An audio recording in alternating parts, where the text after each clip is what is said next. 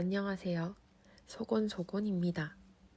오늘도 이불 덮고 수다에 오신 여러분들 반가워요. 5월이에요. 어버이날도 있고 어린이날도 있고 스승의 날도 있는 5월. 여러분들 모두 바삐 보내셨을 것 같아요. 저도 나름대로 일상 속에서 평범하지만 바쁘게 보냈던 것 같습니다. 부모님을 조금 더 챙겨드리려고 했고요. 어른이지만 어린이날도 조금 챙김을 받았어요.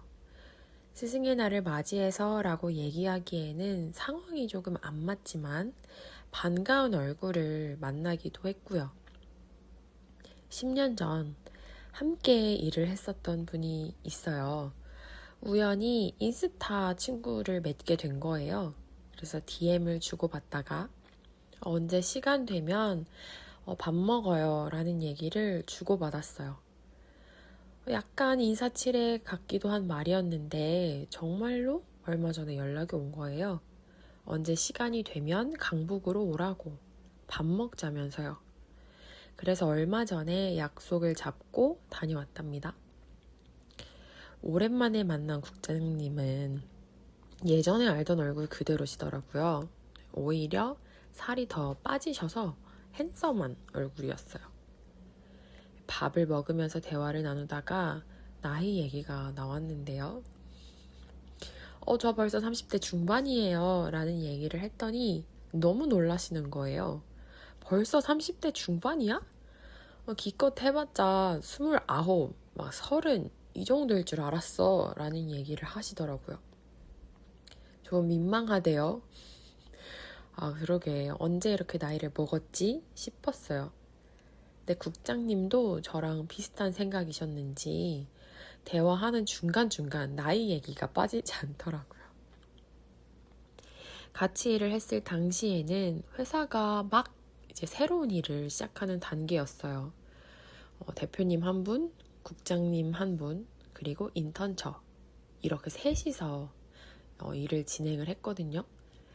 9시부터 6시까지 전시회 업무를 도와드리기도 하고 잡지 관련 일 아니면 회계 업무, 어떤 서류 작성하는 거 이런 것들을 보조하는 역할을 했었어요.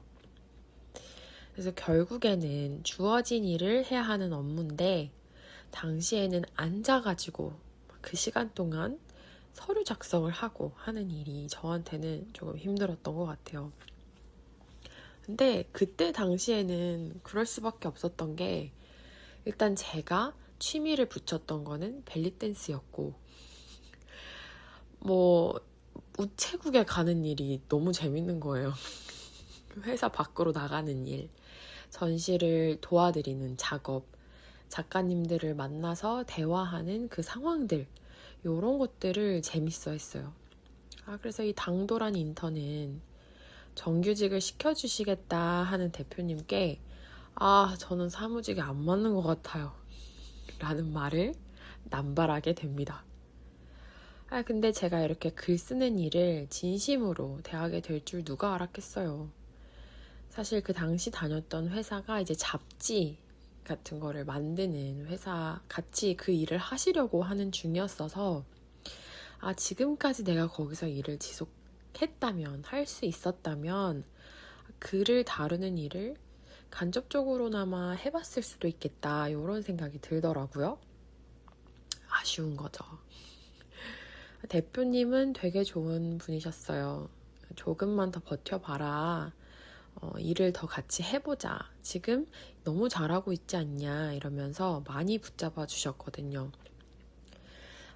대표님 말을 들어볼 걸. 어른들 말 들어서 꼭 나쁠 건 없다는 생각을 올해 들어서 유난히 더 많이 했던 것 같습니다. 그런 대표님을 뒤로하고 결국 나와서 운동인이 된 저를 국장님이 한번 연락하셨었어요. 근데 그때 나가기 전에 엄청 고민이 됐거든요. 왜 갑자기 연락을 주셨을까? 무슨 일이 있나? 결혼하시나? 별의별 생각을 다 하면서 이제 나갔죠. 근데 한편으로는 또 죄송한 마음이 있었어요. 막 전시회를 끝내고 돌아와서 대충 막 이렇게 마무리 작업들을 빠르게 하고 퇴사를 했거든요. 그래서 제가 마무리를 너무 못하고 나오지 않았냐, 죄송합니다 라고 얘기를 했거든요. 그랬더니 국장님이 막 웃으시는 거예요. 아니야, 재밌었어. 약간 내과 같더라고. 그래서 좋았어. 우리는 우리가 하고 싶은 일을 해야 하는 사람들이야. 그러니까 언제든 에너지가 떨어지면 연락해 라고 얘기를 해주셨어요. 그 뒤로도 실제로 몇 번 더 만나고 안부 묻고 그렇게 지냈던 것 같아요. 근데 이번에는 돌아오면서 당분간 못 만날 수도 있겠다. 어쩌면 오늘이 마지막일 수도 있겠다 라는 생각을 하면서 헤어졌어요. 왜냐면 이제는 접점이 정말 없는 거예요. 그리고 만나지 않고 지내온 시간들이 더 길다라는 생각이 들었답니다. 그래도 이번에도 또 좋은 에너지를 주고 가셨어요. 시간이 정말 빠르다 이런 얘기를 하다가 10년 뒤에는 또 어떻게 될까요? 라고 얘기하는 저에게 그냥 살아. 세상이 참 빠르게 변한다 이러면서 재밌게 살아. 이렇게 얘기를 하시는 거예요. 정답은 없어 라고 얘기를 해주시는 것만 같았어요. 근데 또 한편으로는 맨날 만날 때마다 나는 이런 얘기만 하는구나 싶기도 한 거예요. 10년 전 반짝반짝 그런 패기 넘치던 열정을 가졌던 20대. 그때는 꿈이 되게 닿을 것처럼 반짝이는 20대였다면 지금은 그 꿈을 여전히 놓지 못하는 미련한 30대 같달까요? 근데 이거는 제 내면의 소리고 또 그걸 좋게 봐주셨을지는 모르는 일이죠. 그래도 마음을 다잡았어요. 10년 뒤 40대 중반이 되었을 때는 내가 지금보다 더 기반이 잡힌 사람이 되리라 하고 말이에요. 제가 언젠가 결혼을 준비하고 있다라고 말씀을 드린 적이 있는 것 같아요. 결혼을 준비하면서 초반에 이런 생각을 했었어요. 상대방이랑 배우자와 내가 한 팀이 될 수 있을까? 과연 저 사람은 내 편일까? 이런 생각을 하게 됐어요. 결혼 준비라는 게 결혼을 한 친구들한테는 이제 얘기했지만 이렇게 뭔가를 정하고 또 가족들과 가족들 사이에서 조율하고 우리 둘이서 결정하고 이래야 하는 일이구나 라는 거를 이제 진짜 실감하게 된 거예요. 그래서 그 과정에서 가족들은 나를 너무나 당연하게 여기고 나에게 어떤 거를 해주거나 아니면 그 상황에서 해결해주는 게 너무 당연한 사람들이었다면 배우자가 될 사람은 이제 그거를 맞춰가야 되는 사람인 거예요. 그래서 초반에는 살짝 울적한 느낌도 있었던 것 같아요. 그 시기가 잘 지나가고 나니까 문득 이런 생각으로 바뀌는 거예요. 나는 어떤 사람일까? 상대는 나를 보고 한 팀이 될 수 있겠다 라는 어떤 믿음이 있을까? 이런 생각을 하게 되는 거예요. 그런 생각을 하고 나니까 제 꿈이 사치처럼 느껴지는 거예요. 너무 내 꿈을 쫓고만 있구나. 나 좀 이기적인 걸 수도 있겠다. 이런 생각이 드는 거죠. 상대가 쉬고 싶을 때 아니면 상대도 조금 버거울 때 내가 그 사람이 기댈 수 있는 기둥 같은 역할을 했으면 좋겠다 라는 생각이 들었어요. 그렇게 생각을 하고 나니까 운동 분야로 다시 돌아가는 게 두렵지 않더라고요. 거절을 당해? 다시 해. 요런 마음으로 막 열심히 또 운동 분야로 구직 활동을 넓혀갔어요. 그래서 얼마 전에는 면접을 봤어요. 분위기도 좋았답니다. 면접을 볼 때 실장님과 인사 담당자분이 언제부터 가능하냐, 일정도 맞출 수 있다, 이렇게 얘기를 하시는 거예요. 잘 되려나 보다 싶었어요. 걱정을 되게 많이 하고 갔거든요. 5월 말에 일정도 있고, 그래서 6월 4일부터 일을 했으면 좋겠는데 라는 생각을 하고 있었어요. 그리고 최저 급여, 그러니까 내가 받을 수 있는 어떤 최저 금액까지 설정을 하고 갔었어요. 그래서 급여를 보니까 최악도 아니었고 일정도 맞춰주신다고 하니까 저의 커트라인은 맞춘 셈이죠. 면접을 본 곳이 병원이었거든요. 토요일도 일을 해야 하는 거예요. 그래서 그 부분이 괜찮냐 이렇게 물어보셨어요. 문득 결혼 일정을 얘기해야겠다는 생각이 들더라고요. 이 부분에 대해서 이미 결혼을 한 친구, 그리고 취업 준비를 하고 있는 친구한테 물어본 적이 있거든요. 내가 면접을 본다. 내 이런 거 관련해서 얘기를 해야 될까? 물었었어요. 제 친구가 상황을 한번 쓱 보래요.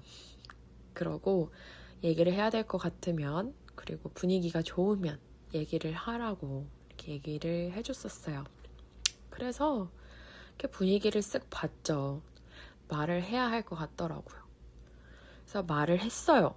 그랬더니 갑자기 분위기가 180도 변하는 거예요. 곤란해 하셨어요.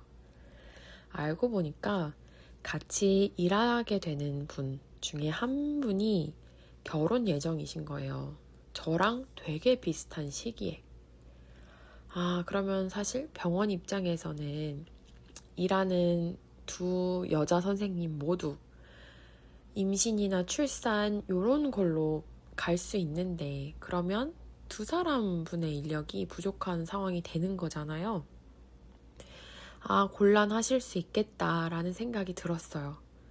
이해가 가더라고요. 그리고 이게 지금 내가 처한 현실이구나 싶었어요. 그래서 너무 이제 아쉬워하시는 거예요. 말뿐이어도 감사했죠. 그래서 계약직으로 일하시는 거는 어때요? 이렇게 얘기를 해야 병원장님도 조금 납득을 하실 것 같다, 이렇게 얘기를 하시길래 저는 좋아요. 병원 측이랑 얘기해보시고 연락을 주세요 라고 말씀드렸어요. 원래는 저번 주 목요일까지 연락을 주신다고 했거든요. 연락이 없는 걸 보면 그게 답변이겠죠? 그래서 사실 그때 면접을 보면서 돌아오는 길에 남자친구한테도 얘기를 했어요. 이러저러한 상황이래, 이렇게 얘기를 하니까 그냥 결혼하고 취업해도 되는 것 같다, 자기는 그럴 생각으로 있었는데 라는 얘기를 하더라고요. 그래서 그 얘기를 듣고 마음 한구석에는 그래, 앞으로 또 일정이 어떻게 될지도 모르고 더 사정을 봐줘야 할 수도 있는데, 나의 사정을 잘됐다 라는 마음도 들면서 한편으로는 씁쓸하더라고요. 사실 이런 질문을 받은 게 한두 번이 아니었고, 결혼이라든지 그런 얘기, 계획이 있냐 이런 얘기요. 나의 상태가 참 애매하구나. 나이도 애매하고 경력도 애매하고 꿈도 애매하다는 생각이 들었어요. 어쩌면 꿈꾸지 않는 사람이 더 행복할지도 모르겠다, 이런 생각도 하고요. 맘껏 펼칠 용기도 없었으면서 애매하게 꿈을 꾸는 바람에 지금 10년째 이러고 있는 거 아니야? 이런 생각도 한꺼번에 몰려왔어요. 근데 또 이런 생각들이 조금 가시니까 이 애매함이 나의 정체성이기도 하겠다. 끈덕지게 한 가지 일을 하는 사람은 아닐 수도 있지만 그냥 다 하는 사람일 수도 있잖아, 내가. 이런 마음을 가지고 마음을 다잡았어요. 지나가야 하는 시기라면 지나가게 두자. 그리고 즐기자. 결혼식이 끝나고 다시 하면 되지. 그냥 이 시간에 글을 더 써보자 라면서요. 제 친구들도 요즘 결혼하고 출산한 친구들도 있고요. 뭐 아니면 그냥 자기 커리어를 열심히 쌓아가는 친구들도 있고 각자의 상황에 맞게 다들 열심히 살고 있더라고요. 물론 또 그런 친구들을 보면서도 흔들릴 수도 있어요.